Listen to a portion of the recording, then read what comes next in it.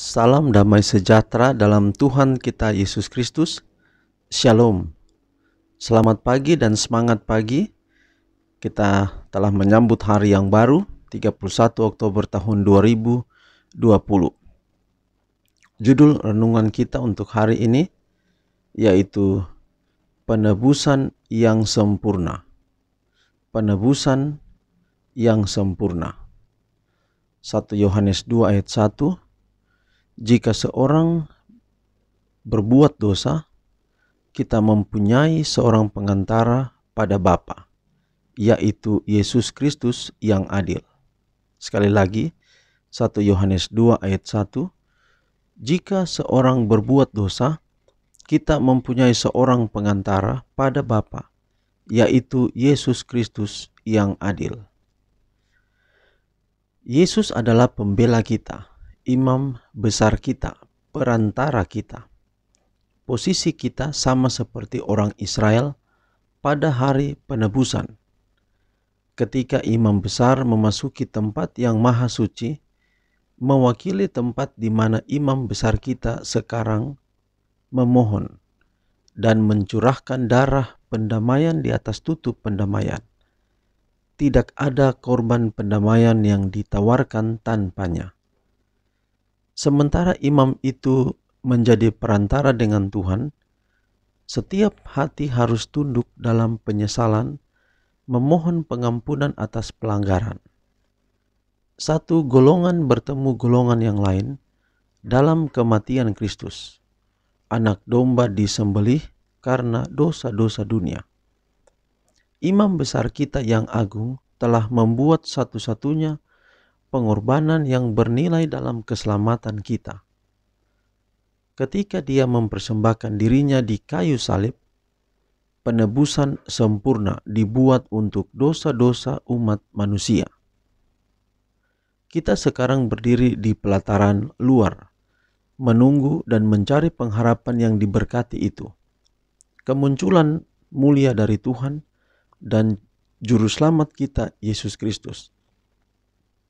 Tidak ada pengorbanan yang ditawarkan tanpa Dia, karena imam besar melakukan pekerjaannya di tempat yang paling suci.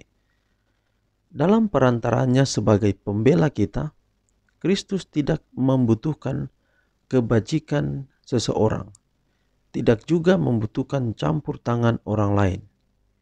Dia adalah satu-satunya penanggung dosa dan satu-satunya korban penghapus dosa. Doa dan pengakuan harus ditawarkan hanya kepada Dia yang telah masuk satu kali untuk semua orang ke tempat yang paling suci. Ia akan menyelamatkan semua orang yang datang kepadanya dalam iman. Dia pernah hidup untuk membuat permohonan bagi kita.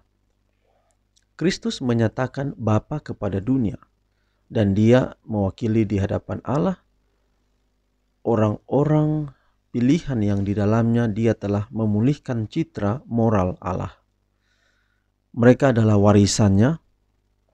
Kepada mereka Dia berkata, Dia yang telah melihat, aku telah melihat Bapa. Tidak seorang pun mengenal anak selain Bapa, dan tidak seorang pun mengenal Bapa selain anak, dan orang yang kepadanya anak itu berkenan menyatakannya. Tidak ada imam, tidak ada agamawan dapat mengungkapkan Bapa kepada putra atau putri Adam.